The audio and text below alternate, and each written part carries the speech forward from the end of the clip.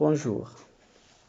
Dans le cadre de ma participation à la première conférence internationale de chimie des matériaux et de préservation de l'environnement, je vous présente une partie de mon travail intitulé Étude des effets de configuration à cœur excité 5P54F1,5D dans les lanthanides faiblement ionisés, cas de l'herbium 4.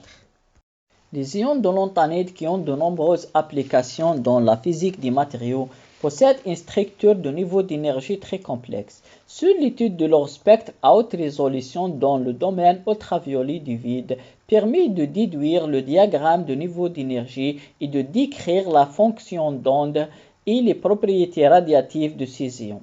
Nous présentons dans ce travail les différentes étapes à suivre pour l'analyse spectrale de ces ions 3 fois chargés de lanthanides, afin d'interpréter les niveaux d'énergie des configurations à cœur excité de type 5P54F11,5D de l'ion de l'herbium et d'étudier l'effet de réduction des intensités de façon fondamentale 5P64F11, 5P64FD5D par interaction de configuration entre 5P64FD5D et 5P54F11,5D. Les spectres sont obtenus en émission par une source de décharge de type étincelle glissante au spectrographe de l'Observatoire de Meudon. Pour l'interprétation théorique de ces spectres, nous appliquons la méthode paramétrique de Lacasse-Latère à travers la chaîne de Codd-Cowan. Méthode théorique. Le point de départ est donné par les calculs de Hartree-Fock relativiste, des codes RCN, où on a élargi la base de configuration par rapport au travail effectué par Mftahoul, en rajoutant deux configurations 5P54F12 et 5P54F11,5D. Les valeurs ab initio des paramètres intégral radial électrostatique et de spin orbite obtenus à la sortie du code RCN2 sont corrigés par des facteurs d'échelle avant d'être injectés dans le code RCJ pour la diagonalisation de l'Hamiltonien. La dernière étape RCE consiste à effectuer un ajustement par moindre carré des paramètres qui minimise l'écart énergie calculée énergie observée. Méthode expérimentale. Comme indiqué dans l'introduction, les spectres sont produits au laboratoire par une source de décharge de type étincelle glissante sous vide et sont enregistrés à l'aide du spectrographe vide ultraviolet à l'Observatoire de Paris-Meudon. Les enregistrements sont réalisés sur deux types de détection, à savoir les écrans phosphore photostimulables et les plaques photographiques. Des logiciels adaptés ont été utilisés pour déterminer les positions et les intensités des raies et remonter aux longueurs d'onde. Pour cela, un choix adéquat des références pour la calibration a été adopté. C'est celui des longueurs d'onde d'atomes légers, oxygène, carbone ou azote. À cette étape, on représente les résultats obtenus jusqu'à présent.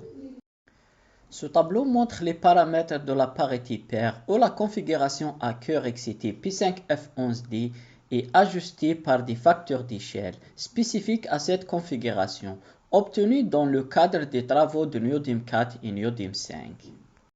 Pour les intégrales de Slater d'interaction de configuration, nous avons considéré le fait qu'il y a une forte interaction des configurations. Nous avons estimé ces paramètres à 70% des valeurs HFR. Cette figure représente les niveaux théoriques de la configuration P5F11D et ceux de la configuration fondamentale P6F11. Les probabilités de transition GA qui sont la prise en compte de la configuration P5F11D montrent une réduction de l'intensité de faisceau de résonance F11F10D par interaction de configuration entre P5F11D et P6F10D.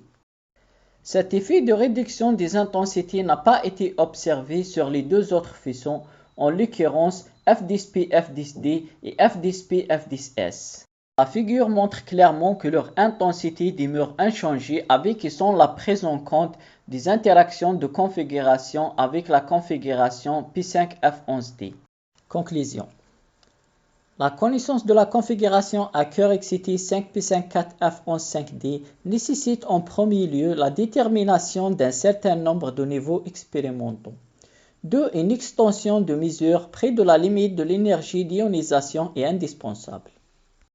L'absence de données expérimentales à courte longueur d'onde nous incite à se limiter à une description théorique de l'effet de diminution des probabilités de transition de faisceau 5p64f11, 5p64f10, 5d par interaction de configuration.